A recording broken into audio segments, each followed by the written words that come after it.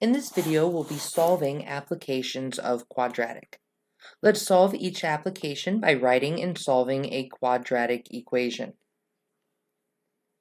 The length of a rectangle is 2 feet less than 3 times the width. The area is 60 square feet. We want to find the length of the rectangle and we'll round to the nearest hundredth. Anytime I'm given a problem like this, I like to start by drawing a diagram. We have a rectangle. The length of the rectangle is 2 feet less than 3 times the width. I'm going to label the width W. The length then is 3W minus 2. They told us that the area is 60 square feet. We know to find the area of a rectangle, you multiply the length times the width. We'll fill in everything we know. We know the area is 60, the width is W, and the length is 3W minus 2. Now we solve this equation. I'll start by distributing.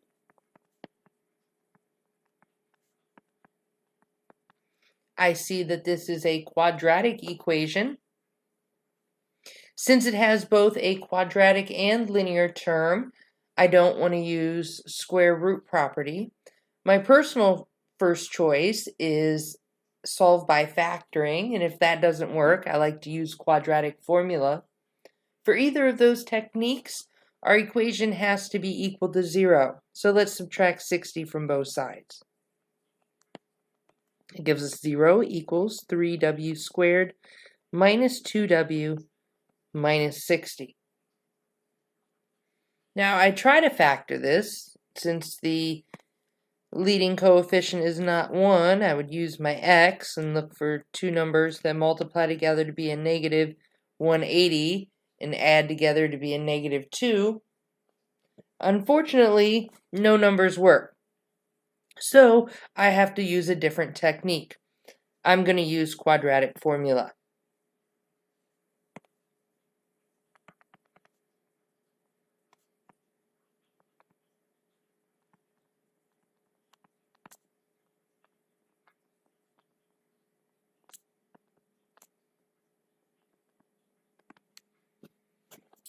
Okay.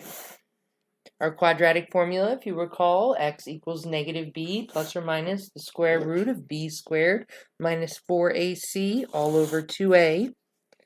This time, however, our variable is w instead of x. So w is equal to negative 2 plus or minus the square root of negative 2 squared minus 4 times 3 times negative 60 all over 2 times 3. Now we want to simplify. Negative 2, that's positive 2 plus or minus. Underneath our radical, negative 2 squared is 4. Negative 4 times 3 times negative 60 is a plus 720. And all over 6. Combining like terms under the radical, we get 2 plus or minus the square root of 724 all over 6.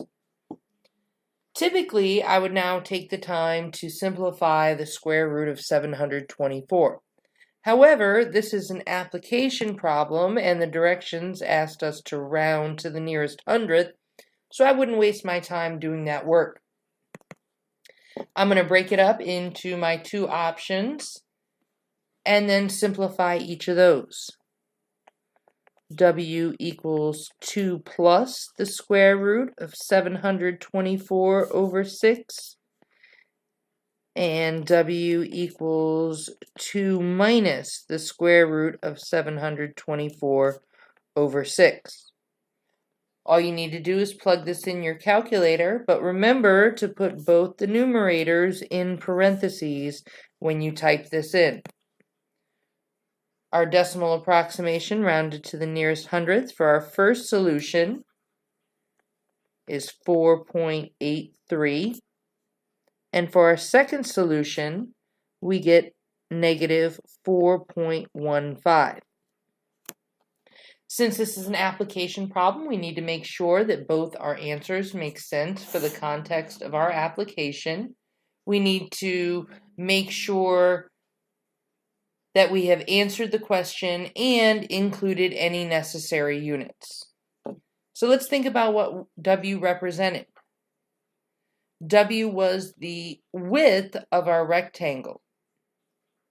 We only talk about widths in terms of positive numbers. Therefore, our solution of negative 4.15 needs to be thrown out. The only W that makes sense is 4.383. Next, we want to make sure that we've answered the question. The question we're being asked is to find the length. What we found so far is the width. The length is 3 times the width minus 2. So let's do that.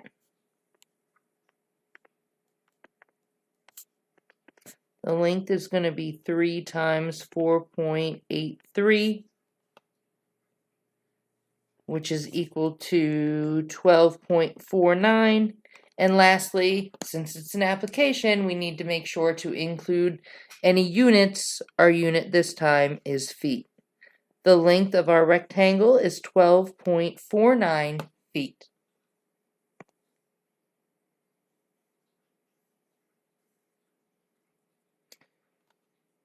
Our next application is a work problem. An old pump requires 6 hours longer to empty a pool than does a new pump. With both pumps working, the pool can be emptied in 4 hours. Find the time required for the new pump working alone to empty the pool.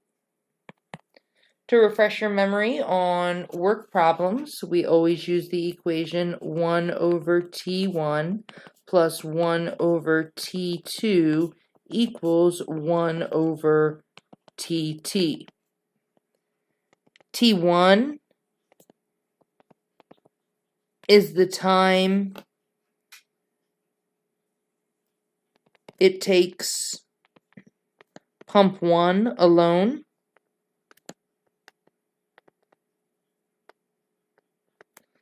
T2, that's the time it takes pump 2 alone to do the job.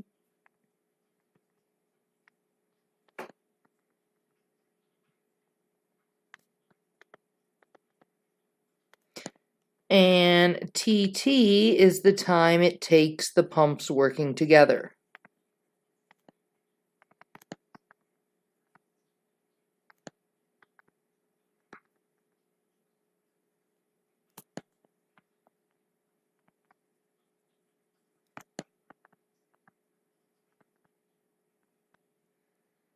Let's see what information we have. An old pump requires 6 hours longer to empty a pool than does a new pump. So I'm going to let T1 be the old pump and T2 be the new pump. If the old pump requires 6 hours longer than the new pump does, that means that the old pump is going to take X plus 6 hours, while the new pump just takes X hours. That gives us 1 over X plus 6 plus 1 over X. And then it also says that with both pumps working together,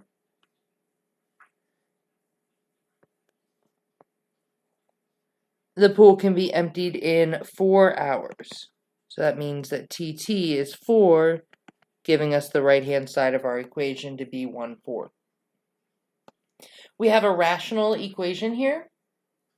To solve a rational equation, you multiply each term in the equation by the LCD.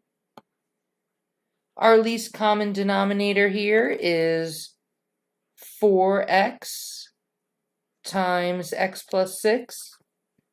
The whole equation, both sides, all terms get multiplied by 4x times x plus 6. It may be helpful to write that LCD next to each term.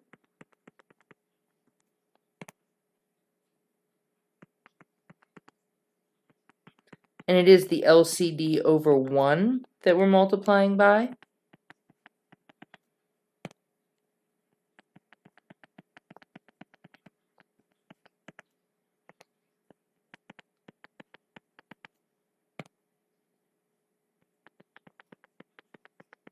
The whole point of multiplying through by the LCD is to eliminate the denominator. So every single one of these denominators should cancel out for us. In our first pair, x plus 6's cancel. Multiplying straight across, we get just 4x. In our next pair, the x's cancel. Multiplying straight across, I get 4 times the quantity x plus 6. And on the right-hand side, just the 4's cancel. We're left with x times x plus 6. Let's multiply all this out, see what kind of equation we have, and solve from there. 4x plus 24 equals x squared plus 6x. Combining like terms, I get 8x plus 24 equals x squared plus 6x. I see that I have a quadratic equation here. So I'm going to set it equal to 0 and try to factor it, and if that doesn't work, I'll use quadratic formula.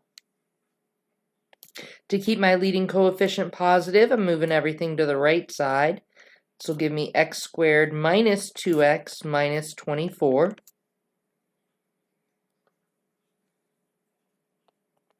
Our equation is factorable this time. This factors into x minus 6 times x plus 4. We'll set each one of our factors equal to 0 and solve.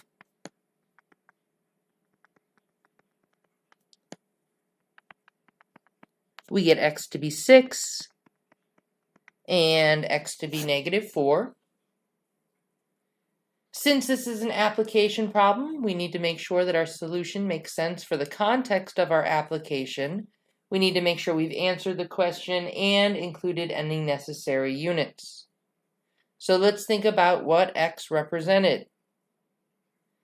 X was T2, which was the time it takes the second pump, the new pump, to pump out the pool by itself. Well, we only talk about time in terms of positive numbers. Therefore, our solution of x equals negative 4 gets thrown out, and we have just x equals 6 as our solution. Let's reread our problem, make sure we've answered the question. The question that we're asked to solve there at the end, it says, find the time required for the new pump working alone to do the job. And x did represent the time it takes the new pump to do the job alone. The last thing we want to do is include any units, and our units in this application is hours. It takes the new pump 6 hours to complete the job.